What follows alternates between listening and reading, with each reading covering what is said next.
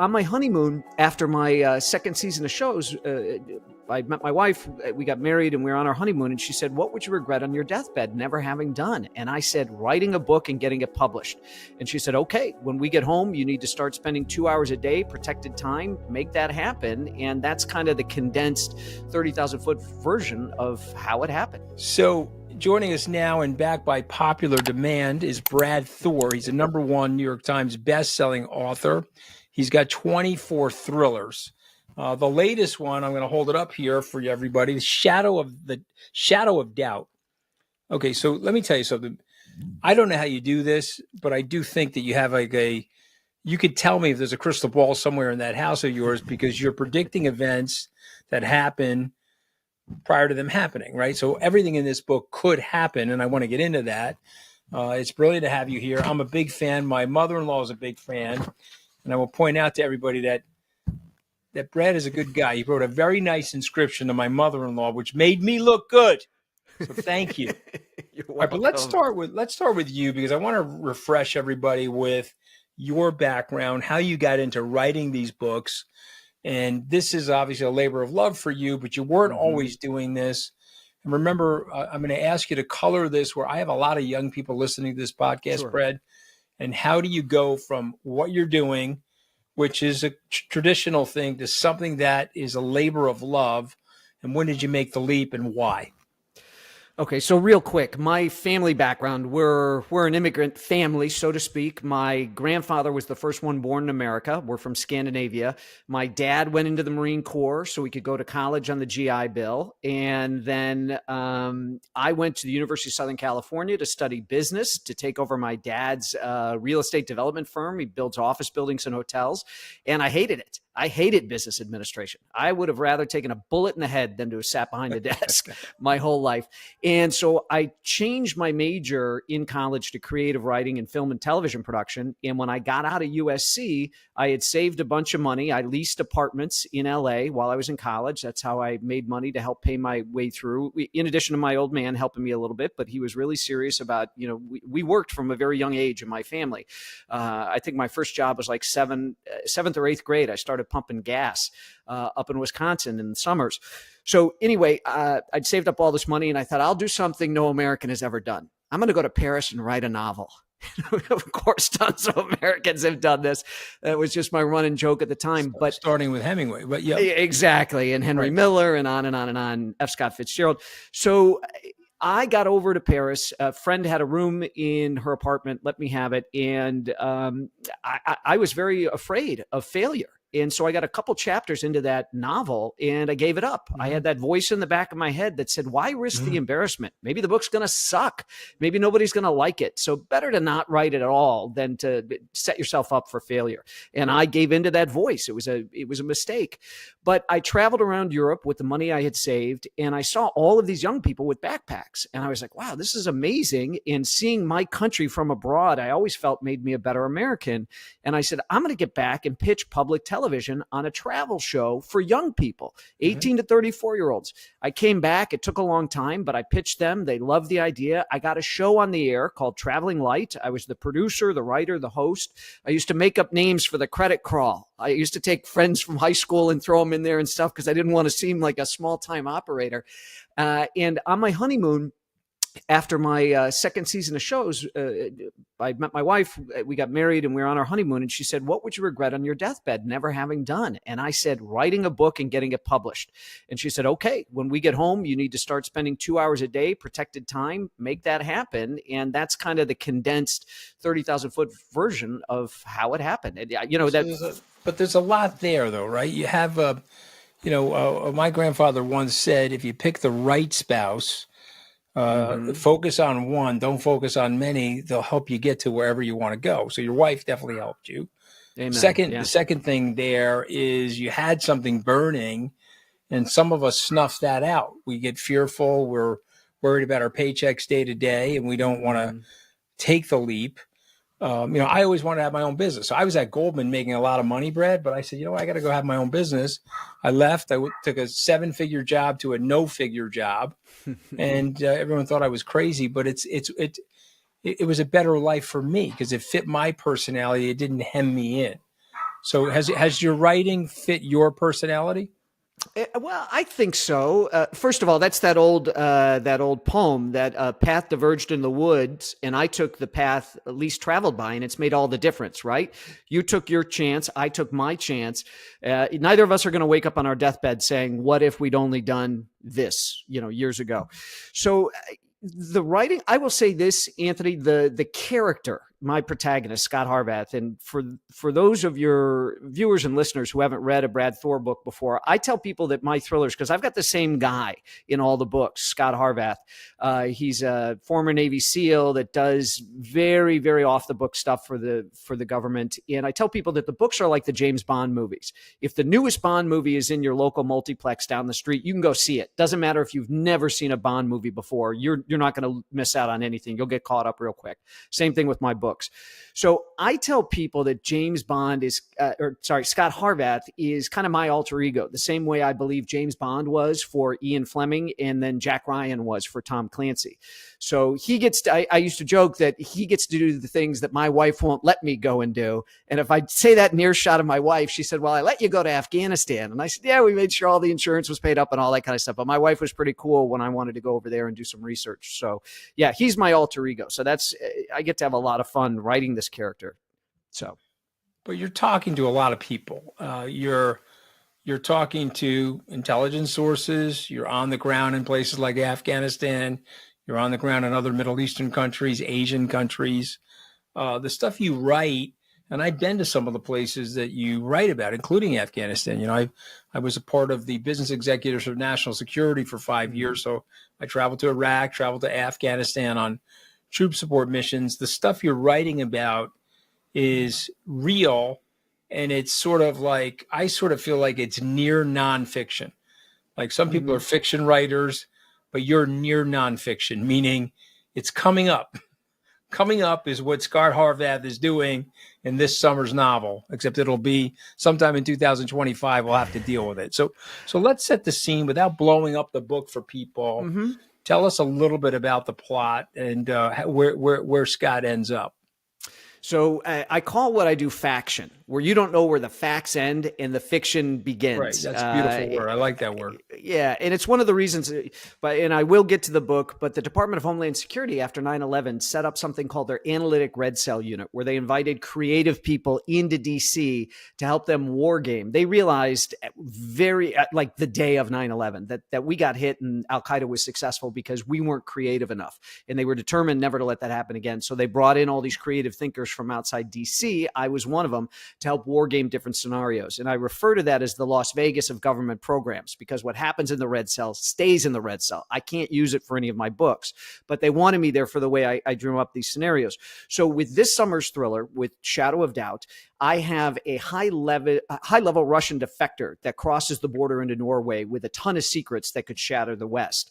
And at the same time in Paris, a French intelligence officer has discovered a huge secret within the French government. Can't trust anybody in his own government. So he set up breakfast the next morning with the CIA station chief in Paris, but he dies. He's murdered that night before he can get to the breakfast. And then we've got my character, Scott Harvath. He's just come off an operation to rescue an American hostage in Ukraine. He's taken a week. He told his bosses, "Don't call me, don't email me, don't text me. I'm not going to answer. I'm going to go to Norway and I'm going to meet up with my fiance and I'm taking a week off." Well, when he lands in Oslo, there's a CIA station chief there as well. And she says, "We know your fiance is going to debrief this Russian. We need to know what she knows and we want you to spy on her." And he says, "Up yours, I'm not doing it. I've never said no to my country before, but I'm not going to spy on my soon-to-be wife." And the CIA blackmails him into service. He has never said no to an op. This one he's blackmailed into. But there's a twist. He figures out how to turn it around a little bit back on the CIA. So that's the jumping off point for Shadow of Doubt. So, friend or foe? I'm going to ask you I'm going to say a couple of names. You tell me friend or foe. Ready? Okay. Mm-hmm. Vladimir Putin, friend or foe? Foe, 100%, no question. Okay. So why are all these Republicans so sympathetic to him then? Well, so here's what's going on, Anthony. If you read, particularly, I don't know if you read Anne Applebaum's book, Autocracy On Inc. is her autocracy, newest yeah. one. I Twilight just of bought that book, Democracy. actually. I've invited her on, actually. I just bought that book. It's a small little book. Yep. I saw it in Barnes & Noble. I purchased it. I haven't read it, but go ahead. So Anne Applebaum, her book from 2 summers ago is Twilight of Democracy. So when you look at the Balkans and other places that have slipped into ethnic strife and conflict, what you find is that the one group that had been dominant, that had been the all-powerful group, as they start to slide into minority, they fight back. And they fight back and lose respect for the rule of law and all this kind of thing. They want to preserve their way of life no matter what. In fact, one of the most interesting statistics or determinants I heard for whether or not your county had somebody at the January 6th insurrection was whether there was a dwindling white population in your county. So that was one of the greatest determinants as to whether or not somebody from your county was at the January 6th insurrection, which is very interesting. So if you look at the Balkans and other places that have slipped into ethnic strife and conflict, and the minority trying to shove the newly minted majority out, that's what you see. Not even out, but to prevent them from rightly taking power. And that's what we've got here. So now with these people who feel their life is in their way of life is in danger, that the country's slipping away, all of that kind of stuff, they are gravitating towards autocracy. They want a strong man. I alone can fix it, sort of a person. And so they respect Putin. They like Putin. And let's face it, it is absolutely horrific that Trump holds up and slobbers all over Putin and Kim Jong-un and President Xi, all that kind of stuff. So that's where a lot of that nonsense is coming from. Applebaum believes he does that because he wants to be them. Do you think that's the case? Oh, I think if given the choice, yes. What kind of insane person says I want to be a dictator on day one? What kind of American citizen who appreciates the founding documents, the founding of this country, what America stands for? Right. Who would even can you imagine Reagan making a joke like that? I mean, that's insane. No, I work for the man, and I saw how dangerous he was. And so they tried to discredit me the way they fired me and then roughed me up on the way out, because they were like, okay, this guy sees exactly what we're doing. He doesn't like what we're doing. And so they went to discredit me. So I know exactly what they're doing. I just wrote a piece on Project 2025. That is Trump's agenda. He put 85 of his acolytes in there. But, he's up against, she has some hard left policies. So there's a lot of people in the middle that don't see it as clearly as you and me. And they're like, okay, well, she's got hard left policies. He's not hard left, but he could be an alligator that eats you while you're crawling on his back. You see what I mean? Yeah. And so for Trump, it's not necessarily the policies he likes. He likes that there's no guardrails, that these guys can do whatever they want and nobody stands in their way. Exactly. Everybody falls in behind them, never in front of them and says, stop.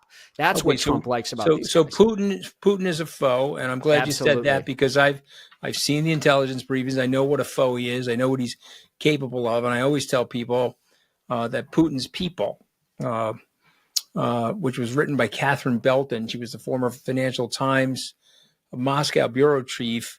H.R. McMaster, who has a new book out, he sent me during COVID in 2020 a copy of her book. I read it from cover to cover. Putin is a foe. President Xi from China, foe? Foe, absolutely, no question.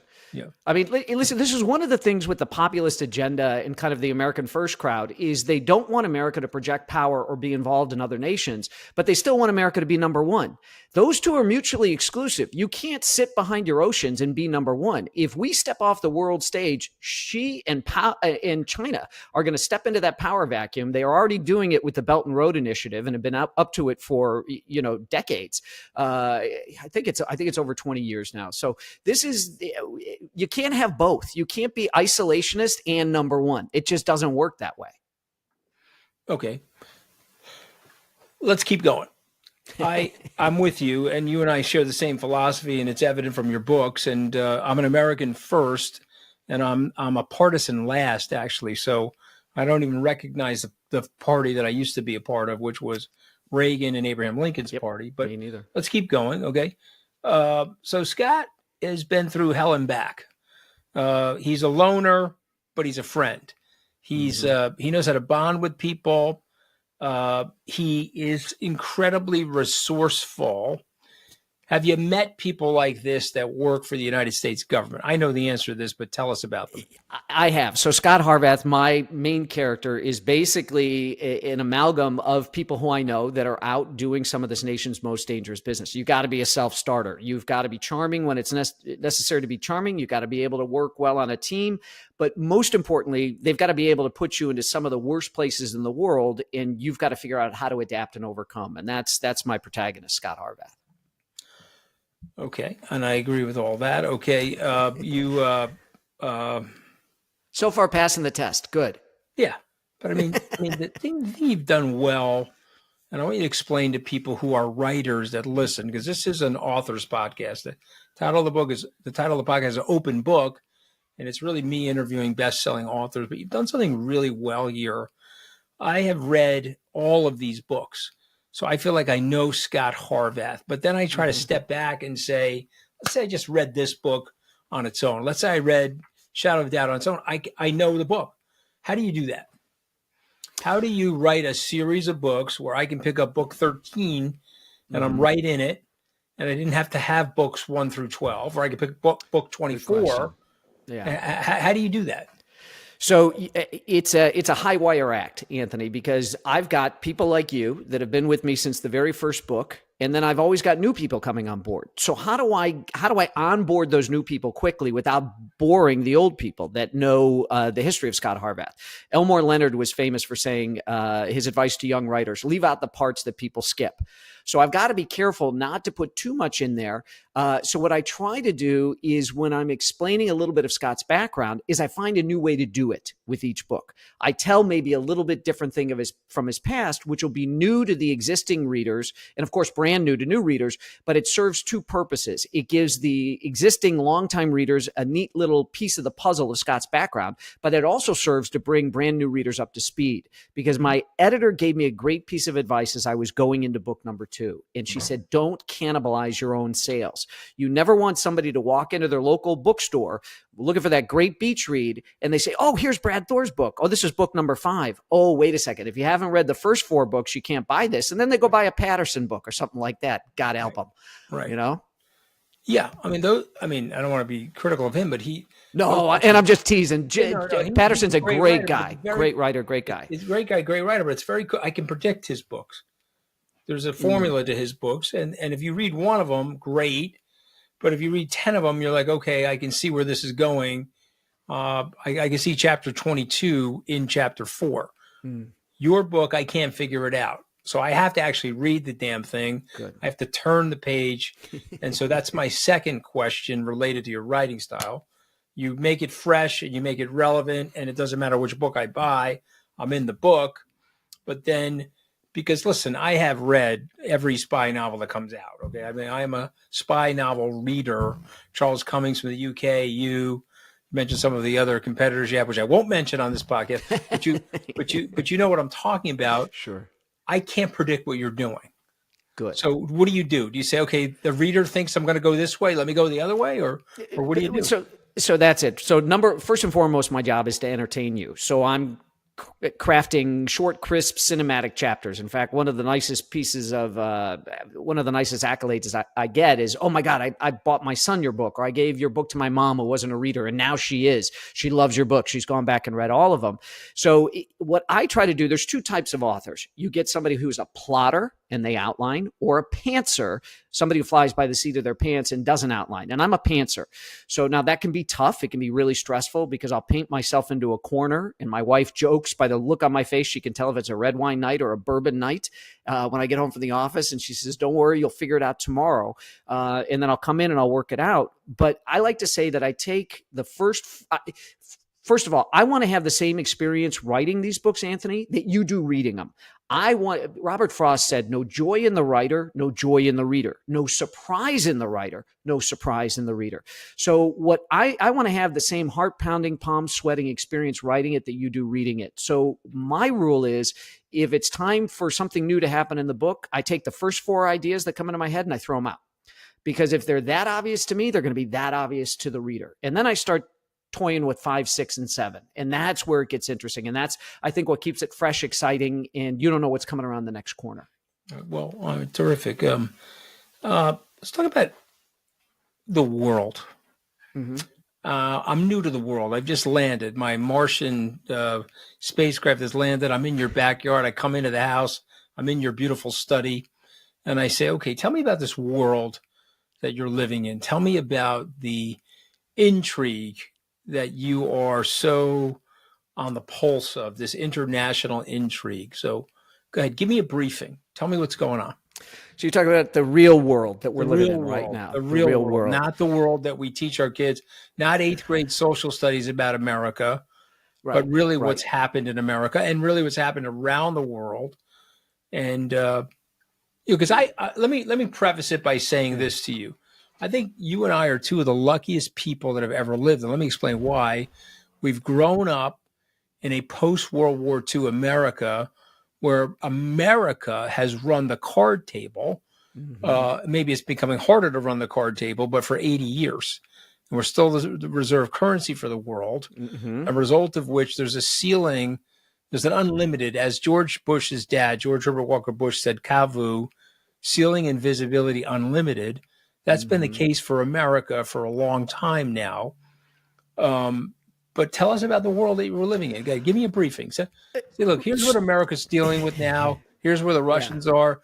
Here's how India's coming into the situation. Here's the Chinese. Here's what's going on with the Iranians and the Israelis.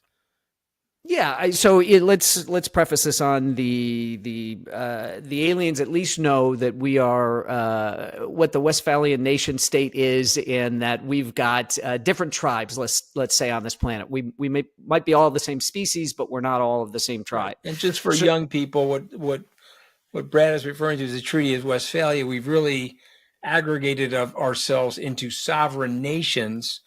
And we each have a sovereign nation that represents itself in the international community, and a result of which it's tied to certain respected international laws and norms, even norms in war.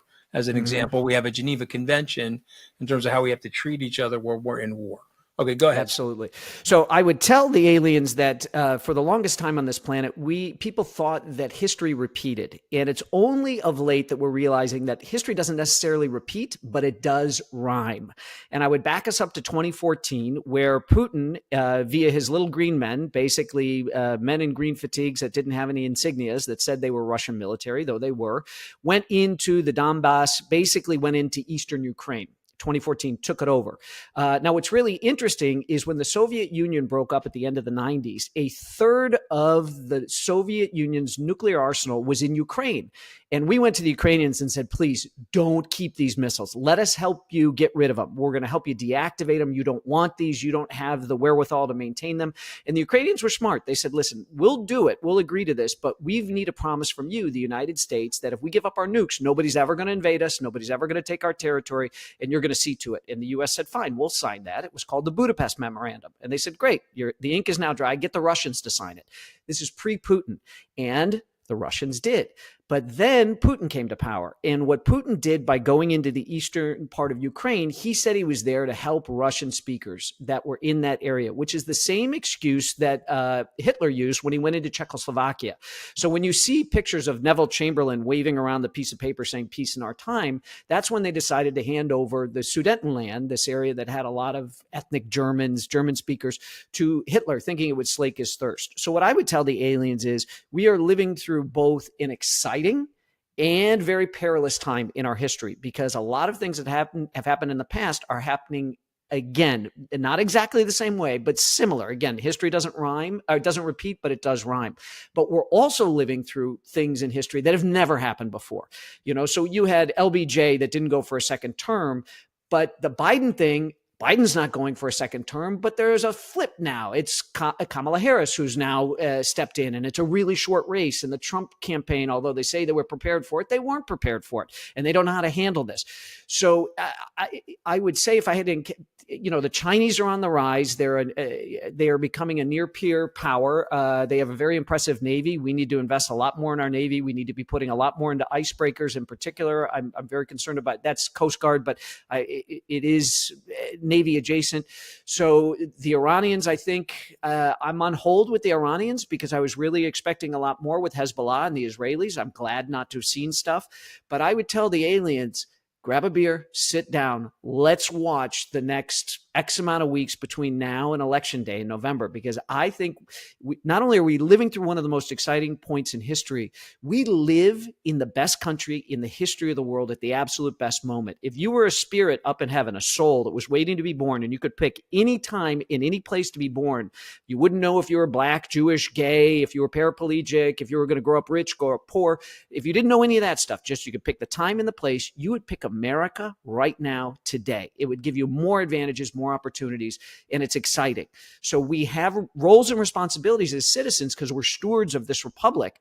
But I got to tell you, Anthony, I'm not a baseball guy. Politics is my baseball, and this is so exciting. So that's why I would encourage I would hope my enthusiasm would be infectious for the aliens. Okay, so one follow-up question from the aliens. Okay, when I watch the American electoral situation, both sides think it's perilous. The Democrats think democracy's ending with Donald Trump, and the Republicans, or the people supporting Donald Trump, if you can call them Republicans, they think that we're going to end up with communism and Marxism in the country. So, are either of them correct, or neither of them correct? So I don't believe, so I left the Republican Party in 2018. I worked on 2 Republican presidential campaigns prior to that. I worked on Rick Santorum's and Rick Perry's, still friends with both of them. Listen, Trump sat on his big orange ass for 3 hours during the insurrection, didn't do anything, could have called the people back because he wanted them to be successful. He was hoping that they would succeed. If you didn't want that to go on, you wouldn't be sitting there watching it unfold on Fox News. So he wanted that to succeed. The idea that we are giving him another shot at office is reprehensible. It's reprehensible. That's Kevin McCarthy's fault, by the way, because McCarthy had right him down to Mar-a-Lago and kiss his ass. He could have put him right through the ropes. Yep. And he would be running for president. He would be the most popular Republican since Reagan. Trump could have been banned from office. But think about this for 1 second. But hey, I'm the Speaker of the House. You're invading my house. Mm-hmm. Who would allow that? Only Kevin McCarthy would allow that. So anyway. Only Kevin McCarthy. And then listen, there were 2 impeachments and nothing happened in the Senate. So there's a lot of Republican senators who have this on their hands too, including Mitch McConnell. Yeah, but McCarthy could have broken. McCarthy could have gone to McConnell and Schumer and said, I'm done. You're not allowed to do that. The dam broke, Anthony, when McCarthy went down to Mar-a-Lago and kissed the ring.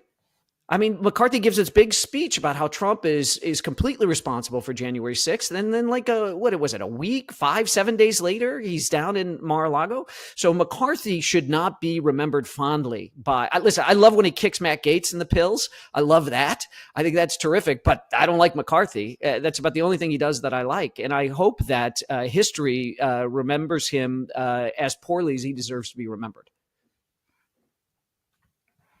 Well said. Okay. I mean, I'm loving this conversation, so I'm going to keep going. Okay. Okay. Yeah. Let's talk about research. Okay. You're in Afghanistan. Something you learned in Afghanistan that you could not learn about reading about Afghanistan. Go. What is that?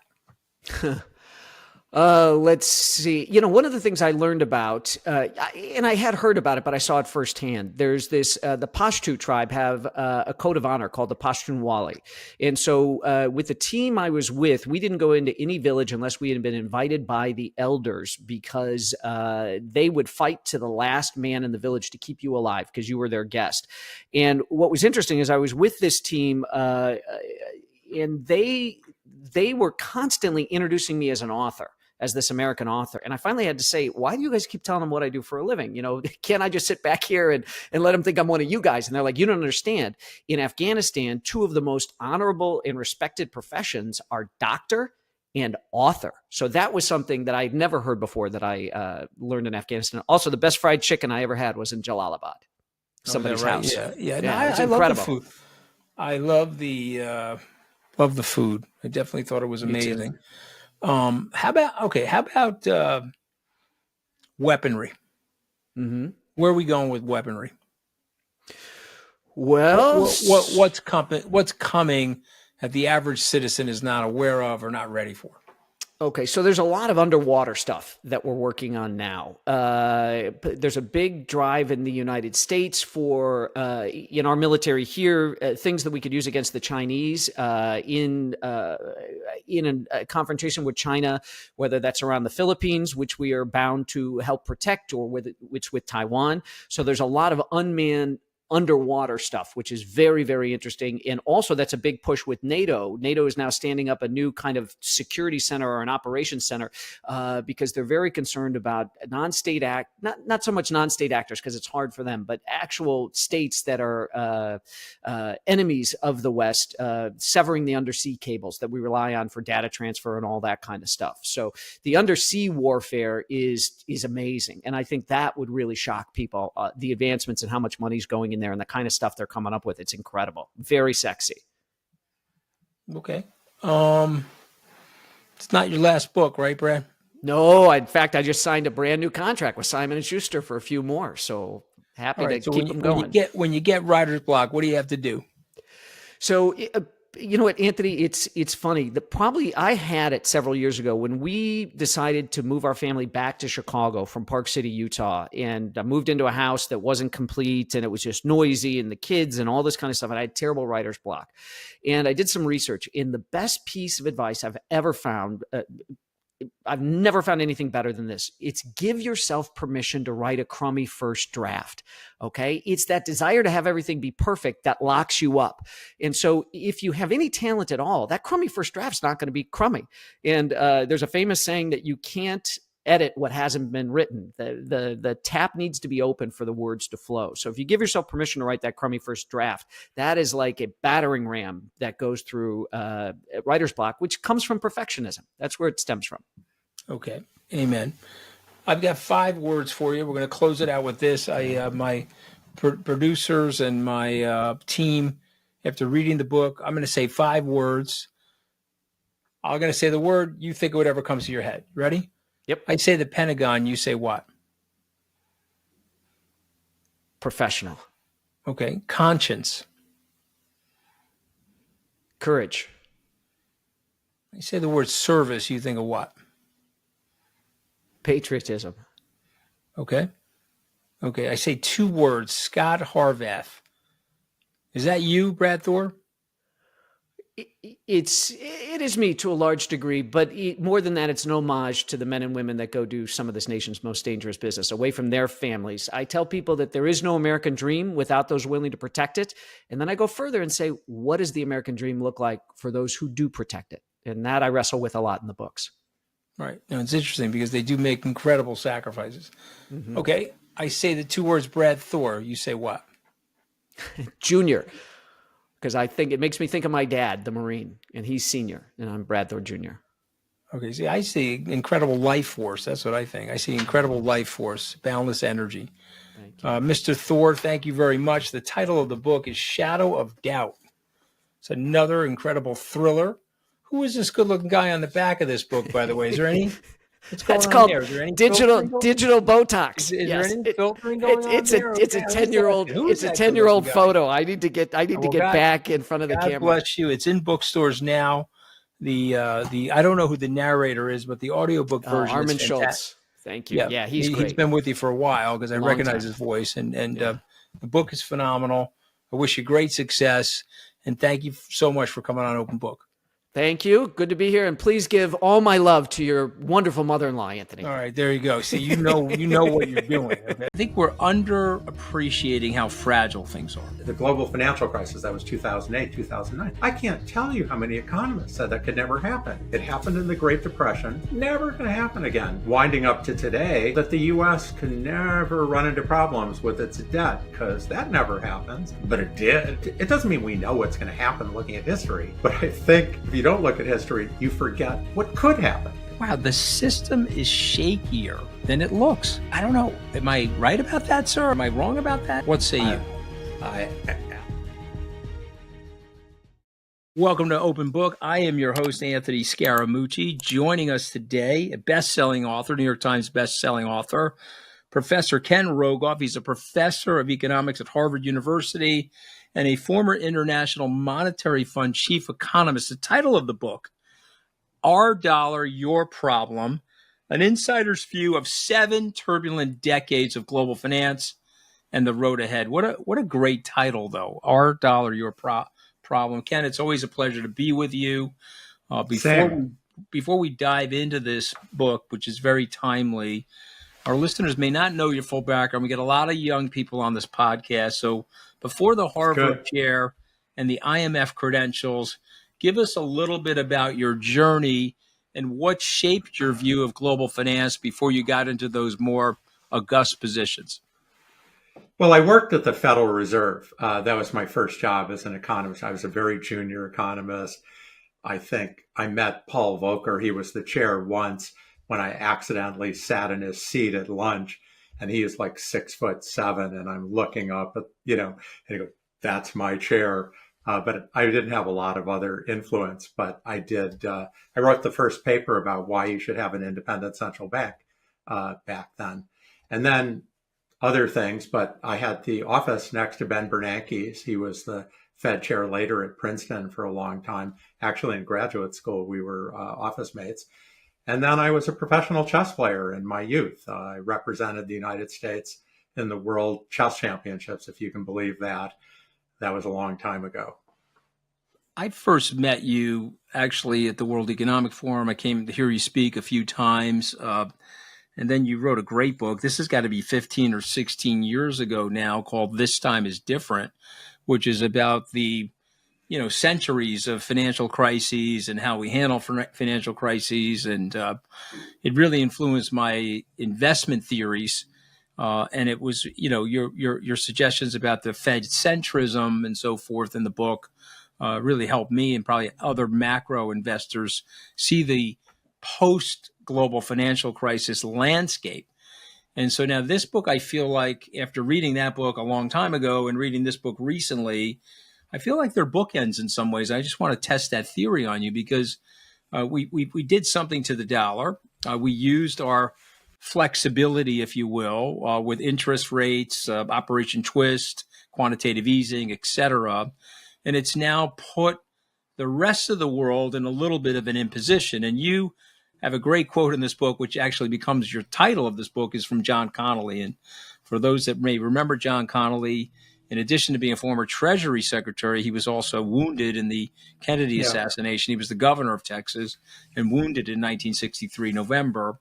But one of the lines he had was the dollar is our currency, but your problem. Why is this so relevant today?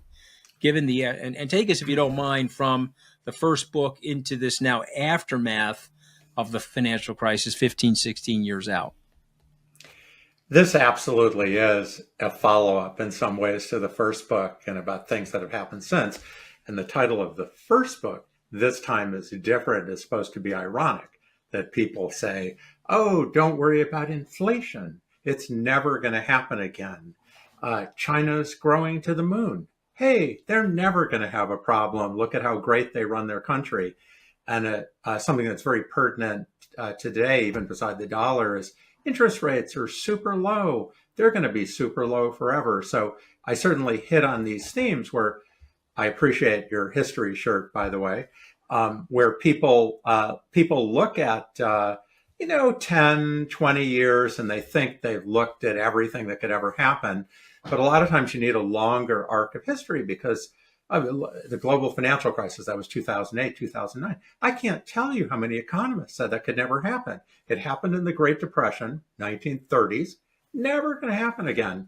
And then winding up to today, that the U.S. can never run into problems with its debt because that never happens, but it did, back in the 1930s. So, I think it's very important. It doesn't mean we know what's going to happen looking at history, but I think if you don't look at history, you forget what could happen. I agree with all of that. I guess the thing that vexes me is we have these policy decisions that make it easy for our politicians? And I've heard you on other interviews, and I was dying to ask you this question. Will there be a Fed? And obviously there's a Fed right now that's being somewhat resistant to the Trump administration, doesn't want to get steamrolled by the Trump administration, wants to stay data dependent. But I would say the Fed, sir, and I would say the corruption of the dollar, if you don't mind me saying it that way, the Fed has given the politicians a little bit of an easy way out over the last 15 or 20 years. Is that just going to be the thing that happens? Will there be something deus ex machina that changes that? Or if you disagree with my observation of this, tell me why. No, I think you're right. I don't think it's easy for the Fed to exercise its independence year in and year out when it's really under attack. And obviously, with the Trump administration, he's very blunt. He doesn't just say, I want Powell out. He says, I want to run it. I think I know better, not just than Powell, all the governors on the Fed. You should listen to me. And, that we could be right. I mean, we never know, but, it's a recipe for disaster. And the Fed has bent over the years. So when the title of the book, Our Dollar, Your Problem, comes from this period where we went off gold completely. We were kind of half off it, but we went off it completely. And that just led to the 70s. We got this huge inflation. And the Fed bent. They accommodated it. And you're absolutely right that under, the last 15 years, I don't want to get into the weeds here, but they basically bought up treasury bills by the, trillion. And that's held down interest rates. There's no question, but it doesn't work forever. So they bent to the government's will. But now, the government wants more. And just lastly, independent central banks is a new thing. It's not been around forever. I actually wrote the first paper on it, believe it or not. And, politicians have never liked it. The left doesn't like it either. If Harris had won and the progressives had their way, they wanted to get rid of the Fed too. So, yeah, I'm worried about it. I think I don't know. I guess I'm a Wall Street centric person. I've spent my most of my life on Wall Street. I feel like the independence of the Fed is something that is sacrosanct on Wall Street, which is why I think guys like Besant and others have gone to Trump. Steve Schwartzman has gone to Trump and said, knock it off, where Trump is now saying he's not going to fire Chairman Powell. But I want to play a very smuggy, I'm going to do some improvisation with you. I'm going to play a very smuggy politician / Fed economist. I'm going to test something out on you. I want you to respond to it. Okay. And so this is the what me worry smug Fed economist or a politician. What me worry, there's no other country like the United States. We have a 50-state free trading bloc, single currency, lots of flexibility in the country, lots of economic dynamism, lots of innovation. The Chinese are not going to be the dominant currency. The euro is really, let me just sniff at the euro for a second derogatorily. It's a fixed exchange rate mechanism more than it is a unified currency. And so what me worry as an American politician or a smuggy Fed economist about the potential demise of the dollar? What am I missing? Obviously, I'm setting this up for you, sir. What am I missing as Mr. Smug in terms of my feeling about America? I love you're doing that because part of what really motivated me to write the book is I read the smugness, not just from politicians, but economic commentators. We are the greatest. There's nowhere else to go. But, we had the 70s when the dollar, Europe was the center of the dollar bloc in the just before then. We didn't have China. We didn't have Latin America. It was Europe. We lost Europe. We've lost it forever. We're, I think, going to lose a bunch of Asia if we screw up, which is half the dollar bloc. In the 1930s, we defaulted on our debt, something when we write the history books, we say we didn't, but we changed the price of gold from $20 an ounce to $35 an ounce. And if you were in London or in India holding dollars, kind of felt like a default. Of course we've defaulted. And the Supreme Court ultimately ruled it a default. So, there's this idea, again, not looking at history, that we just do whatever we want. We can run our debt to the moon. We can get rid of Fed independence. They're never going to get rid of us. It doesn't mean somebody's going to replace the dollar.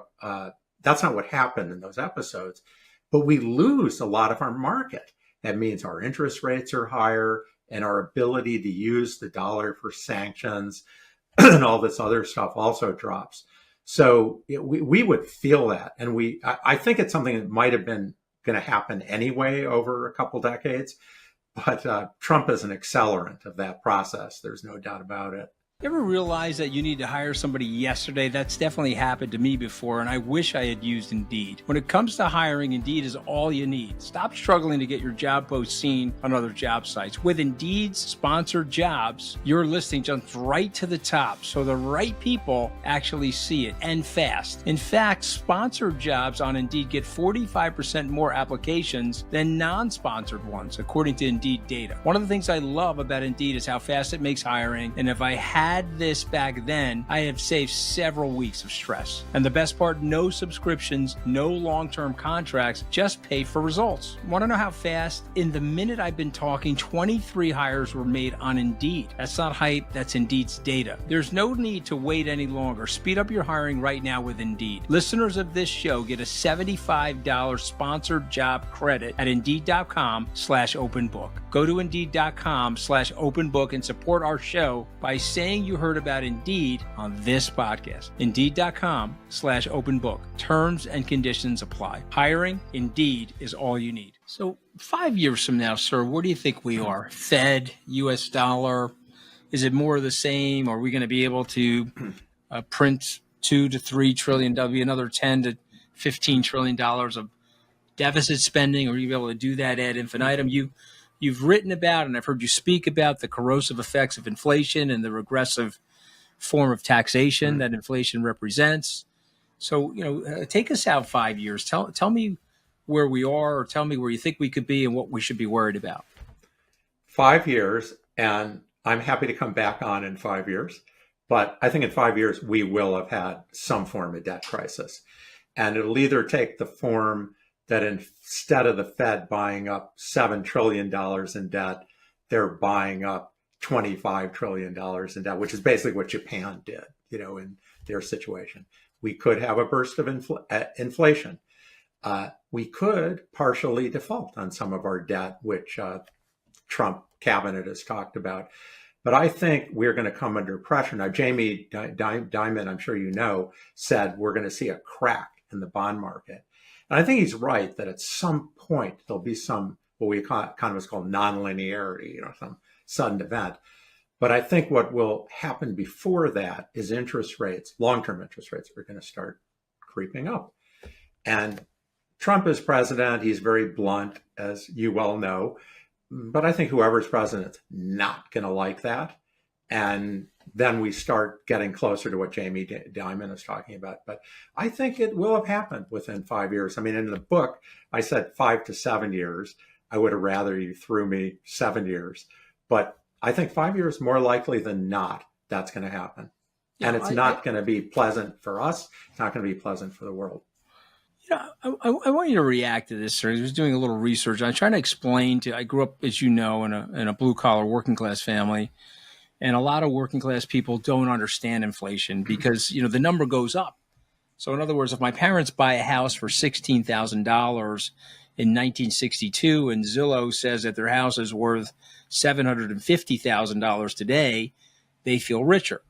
But I said to my parents over the dinner table, your house was 457 ounces of gold. Gold at $35 an ounce in 1962. Today, I could purchase that house on Zillow for 250 ounces of gold. It actually goes down in value from a gold per ounce perspective. And when I told my parents that, they got mad at me because, again, they want to feel the inflation makes, even though they're not richer, and even though the purchasing power has been woefully skewed since we took ourselves off the gold standard.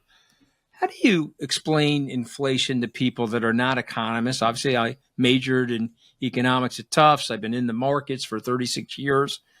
You're one of the scions of economic theory. How do you explain it to somebody that is not us? Or how do you explain to somebody that's the man or woman on the street? Okay, not an easy question. I will say on the gold, which is an easy question, when Franklin Roosevelt put it from 20 to 35, people thought that was scandalous, making the dollar worthless. And I don't know what it is as we speak, but it hit 1,000 times that recently. Yeah, it's 3,000. It's 3,000. 3,000, 3,000. Yeah, I mean, just incredible. And you could point to a lot of things of how much inflation we've had. So, their prices go up and down. It's hard to control it exactly. Where we get concerned is where everything's going up. It happened in the pandemic. I mean, we saw pretty significant inflation, not as bad as in the 70s, believe it or not, but it was pretty significant. I think what people have trouble with is that, you go like the price of paper towels goes up from $10 to $25, and then it stays at, depends on where you buy it, at like $18 or $20. And the Fed says, "That's great, we solved it." And we're like, what are you talking about? It's not $10 anymore. I don't feel like you solved it. So I think it is very upsetting, even to me as an economist. And I do go grocery shopping. I just can't get used to it. I know, I read the numbers. I know how much inflation went up. I kind of know. And by the way, believe me, my salary at Harvard did not go up that much. But yours maybe did. But, I look at the things that when's it going to come down? I buy a loaf of bread. It had been this exact same loaf. It had been $3.50. And I just went and it's $6. And the Fed says, well, inflation has stopped. So I think it's definitely very distressing of how much it jumbles around prices. But what the Fed's supposed to do is not make you think about it. Like, there are little changes here and there. You feel good when your salary goes up a little bit. You don't notice when other things. But it's exactly when we're talking about it that they've got it wrong. So well said. If I said to you that gold over the last 25 years, gold has outperformed the S&P 500, the best 500 companies in the United States, what would your reaction be to that? Well, I mean, I follow it. Right. So I don't follow everything, but I follow that one. And, I think that partly reflects that central banks around the world, people around the world, don't trust currencies. And that's just sort of common sense. I mean, it's absolutely some of the demand for crypto also. They don't trust the government. And if you're China, you really don't trust the United States. Look at the sanctions they're putting on everyone. So, there's a lot of reasons gold has gone up, but I like to say gold is the new gold. There are reasons it's done very well. It's the new reserve currency. I mean, if China could buy more of it, they would. So it's been remarkable, but I wouldn't say it shocked me. Every time gold goes up and the smug people say only stupid people buy gold, they're nuts. I mean, I actually tell central banks, I tell high net worth individuals, at least, of course you should hold some gold. I mean, it's a diversification at the very least. I don't know, you're going to outperform the S&P 500 again. You got to pick the dates to make that work. But yeah, it's remarkable. I love the book because it took me down through some history that I didn't fully understand or appreciate. It also explained the fallibility, which you and I, as we get older, Ken, we know how fallible we are, right? It took me down the road of fallibility, where as a younger man, I would have talked with more certainty about things, and a lot of different things are going on here. What I love about your writings, you don't just write from the ivory tower. You're sitting across some policymakers and heads of state, central bankers, and so forth. And when I closed the book, I was like, wow, the system is shakier than it looks. And I don't know, am I right about that, sir? Or Ken, or am I wrong about that? I feel like the system is, I think we're under appreciating how fragile things are. What say you? I absolutely. A few decisions differently at different times. The world could have gone a lot differently. The financial crisis could be worse. And I make a big point in the book of how lucky we were as Americans that it wasn't all how great we were.